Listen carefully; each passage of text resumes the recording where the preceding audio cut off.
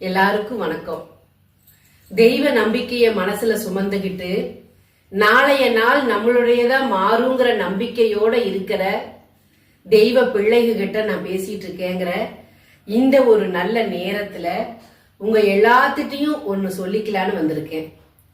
மனசுல வேதனைகளை சுமந்துட்டு நினைச்ச காரியத்தை எப்படி நடத்திக்கலான்னு நேரத்தையும் காலத்தையும் தேடிட்டு இருக்கிற உங்க கூட தெய்வம் இருக்குதுங்கிற நம்பிக்கைய பலப்படுத்துங்க. முதல்ல உங்க மனசுல அந்த நம்பிக்கைய எந்த அளவுக்கு ஆணித்தரமா வச்சிருக்கீங்களோ அந்த அளவுக்கு தெய்வம் யாராவது மூலியமா உங்களுக்கு உதவிகளை கண்டிப்பா செஞ்சு அந்த காரியத்தை நடத்தி கொடுக்கும்.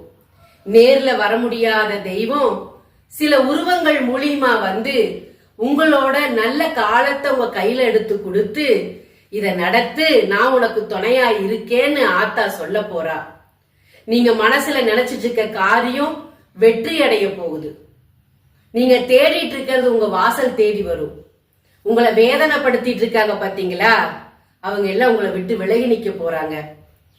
நீங்க வாழக்கூடாதுன்னு பல பிரச்சனைகளை கொடுத்து உங்க வாழ்க்கையில வலியையும் வேதனையும் கொடுத்துட்டு இருக்கிற அவங்களுக்கு முன்னாடி தாய் கருமாரியோட துணையோட உங்க வாழ்க்கைய நல்ல வழியில நடத்துவீங்க. அந்த நம்பிக்கையோட இருங்க, நல்லது கட்டாயம் உங்களுக்கு நடக்கும். நீங்க விருப்பப்பட்டா, உங்க மனதில் அந்த விருப்பம் இருந்தா தாய் கருமாரிக்கு நீங்க கொடுக்கணும்னு விருப்பப்பட்ட காணிக்கைய கருமாரிக்கு நீங்க அனுப்பலாம். இந்த நேரத்துல தைரியமா இருங்க. இத்தனை தூரம் கடந்து வந்த உங்களால இந்த நிலைமையும் கடந்து போக முடியும் அப்படின்னு ஆத்தா சொல்றா. அந்த நம்பிக்கையோட இருங்க, நல்லதே நடக்கும். ஓம் சக்தி. நன்றி.